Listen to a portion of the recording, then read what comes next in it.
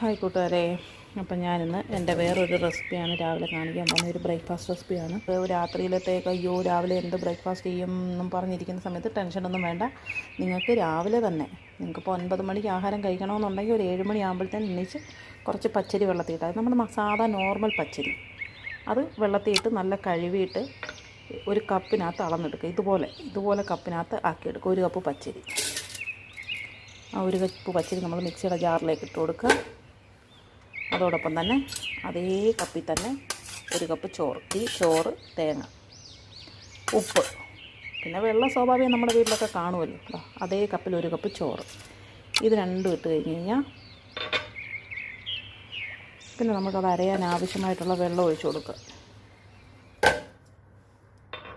അടുത്തത് നമുക്ക് തേങ്ങയാണ് ഇടേണ്ടത്.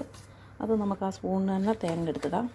ഒരു 1 ടീസ്പൂണാണേ, ഒരു 2 ടീസ്പൂണ് തേങ്ങ ഇടുക. ഇതിൻ്റെ പേര് തേങ്ങാപ്പത്തൽ എന്നാണ്. ഇത് നമുക്ക് എന്തിൻ്റെ കൂടെയും കഴിക്കാൻ പറ്റും കേട്ടോ. ഇനി അല്ല കടലക്കറിയുടെ കൂടെ കഴിക്കാം, തേങ്ങാപ്പാലിൻ്റെ കൂടെ കഴിക്കാം, വെറുതെ പഞ്ചസാരയും ചേർത്തിട്ട് കഴിക്കാം. കുഞ്ഞുങ്ങൾക്കൊക്കെ വെറുതെ ചുട്ട് കൊടുക്കുക. എരിയൊന്നും ഇല്ലാത്ത ഒരു പലഹാരമാണ്. ഇനി ഇതിനകത്തൊന്നുമില്ല, ഇതിനകത്ത് ഇച്ചിരി ഉപ്പും കൂടെ ചേർത്തതിന് ശേഷം നമ്മളിത് അരച്ചെടുത്തിട്ട് ഇതിൻ്റെ എത്രമാത്രം ഇതിന് തിക്നെസ് വേണമെന്നുള്ളത് ഞാൻ നിങ്ങളെ കാണിച്ചു തരാം. അപ്പം ഞാൻ ഇത് അരച്ചിട്ട് വരാം. ഞാൻ ആ മാവ് അരച്ചുകൊണ്ട് വന്നിട്ടുണ്ട്. ഉപ്പിടുന്നത് ഞാൻ കാണിച്ചില്ല. ഉപ്പിടുന്നത് ഞാൻ കാണിക്കാഞ്ഞതിൻ്റെ കാര്യം എന്ന് പറഞ്ഞു കഴിഞ്ഞാൽ നമുക്കറിയാമല്ലോ ഒരു സാധനത്തിനകത്ത് എത്രമാത്രം ഉപ്പിടണമെന്നുള്ളത്. നമ്മുടെ സാധാ ദോശമാവിനേക്കാൾ കുറച്ചുകൂടെ ലൂസായിരിക്കണം. ഇതാണ് തേങ്ങാപ്പത്തലിൻ്റെ മാവ്.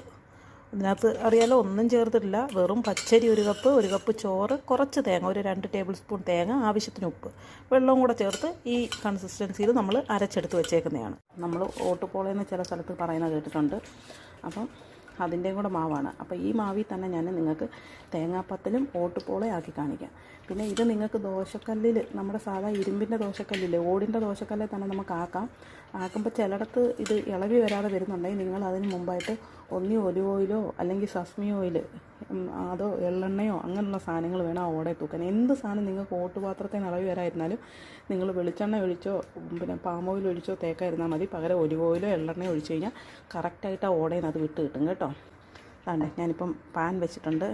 പാൻ വെച്ച് ഒരു മീഡിയം തീയിലാണ് വെക്കേണ്ടത്. നല്ല ചൂടാവണം പാന്, എന്നാൽ മീഡിയം തീ ആവണം. ഞാനിത് നോൺ സ്റ്റിക്ക് പാനേ വെക്കുകയാണ്. നിങ്ങൾക്ക് ഓടിൻ്റെ പാനയിലും വെക്കാം കേട്ടോ. എനിക്കിവിടെ ഓടിൻ്റെ പാൻ കുറവായതുകൊണ്ടാണ് ഞാൻ നോൺ സ്റ്റിക്കേ വെക്കുന്നത്. ഇത് നോൺ സ്റ്റിക്ക് ആണെങ്കിലും ഞാൻ ജസ്റ്റ് ഒന്ന് എണ്ണ തൂവി കൊടുക്കും.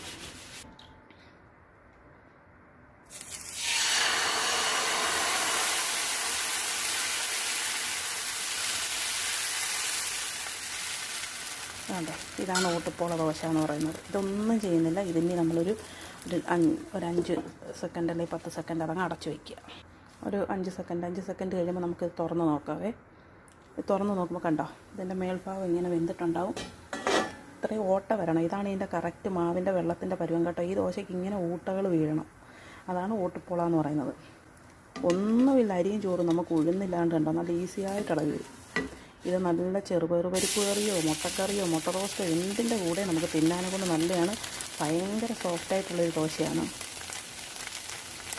അടുത്തത് നിങ്ങളെ കാണിക്കാൻ പോകുന്നത് തേങ്ങാപ്പത്തലാണ്. തേങ്ങാപ്പത്തൽ ഒഴിച്ച് കാണിക്കാം. നമ്മൾ അതേപോലെ തന്നെ ഒരു പാത്രം മാവ് ഒഴിക്കുക. ഇത് തേങ്ങാപ്പത്തൽ ഇങ്ങനെ കിട്ടുമ്പോൾ അടിയിൽ കയറി വന്നാൽ കുഴപ്പമില്ല. തേങ്ങാപ്പത്തലിന് മാവ് ഒഴിച്ചു. ഇനി അതിലേക്ക് നമുക്ക് തേങ്ങ തിരിയിട്ട് കൊടുക്കാം. എല്ലാ ഭാഗവും തേങ്ങ വരണം കേട്ടോ.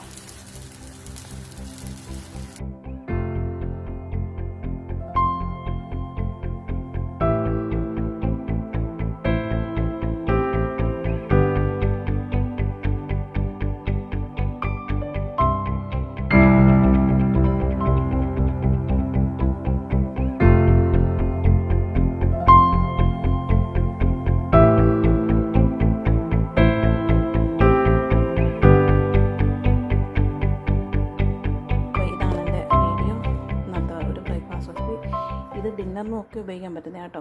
ഇത് ഓഫീസിലേക്കൊക്കെ കൊടുത്തു വിടാനും ടിഫിനിലൊക്കെ വെച്ച് കൊടുത്തു വിടാനും, കുഞ്ഞുങ്ങൾക്കാണെങ്കിൽ ഇരിച്ച് പഞ്ചസാര ഇട്ട് തേങ്ങയിട്ട് വെറുതെ കൊടുത്താലും മതി. അപ്പം ഇതാണ് ഇന്നത്തെ എൻ്റെ റെസിപ്പി. അപ്പം ഇഷ്ടപ്പെട്ടിട്ടുണ്ടെങ്കിൽ നിങ്ങളെല്ലാവരും എൻ്റെ ചാനൽ സപ്പോർട്ട് ചെയ്യണം, ലൈക്ക് ചെയ്യണം, ഷെയർ ചെയ്യണം. അതിലെല്ലാത്തിലുപരി നിങ്ങളെല്ലാവരും ഇതേപോലുള്ള റെസിപ്പികൾ വീട്ടിൽ ട്രൈ ചെയ്ത് നോക്കണം. നമ്മുടെ കൊല്ലത്തോട്ടും ഒക്കെ ഇങ്ങനെയുള്ള റെസിപ്പികളില്ല. അപ്പം ഇത് കണ്ണൂരോട്ടൊക്കെയുള്ള റെസിപ്പികളാണ്. അപ്പം ഇത് നല്ല ടേസ്റ്റുള്ള റെസിപ്പിയാണ്.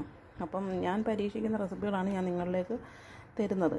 ഇതിൻ്റെ കൂട്ടത്തിൽ തന്നെ ഞാൻ ഹെൽത്തായിട്ടുള്ള റെസിപ്പികളും ഇതിൻ്റെ ഇടയ്ക്ക് ഞാൻ തരും. ഡയറ്റൊക്കെ നോക്കും, വണ്ണമൊക്കെ കുറയ്ക്കാനും ഒക്കെ നോക്കുന്നവർക്കൊക്കെ ഉള്ള റെസിപ്പികൾ ഞാൻ തരും. അങ്ങനെ ഒരു നേരം നിങ്ങൾക്ക് ചോറൊന്നും കഴിക്കാതെ ഫുഡ് മെയിൻറ്റെയിൻ ചെയ്യാന്നുള്ളതെല്ലാം ഞാൻ നിങ്ങൾക്ക് കാണിച്ചു തരും. അപ്പോൾ ഇതാണ് ഇന്നത്തെ എൻ്റെ രാവിലത്തെ ബ്രേക്ക്ഫാസ്റ്റ്.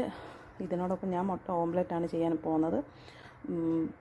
അപ്പം എല്ലാവരും വീഡിയോ ട്രൈ ചെയ്ത് നോക്കിയിട്ട് നിങ്ങളുടെ വിലയേറിയ അഭിപ്രായങ്ങൾ പറയുക. ഇഷ്ടപ്പെട്ട എൻ്റെ വീഡിയോ സപ്പോർട്ട് ചെയ്യുക, ലൈക്ക് ചെയ്യുക, ഷെയർ ചെയ്യുക, സബ്സ്ക്രൈബ് ചെയ്യുക.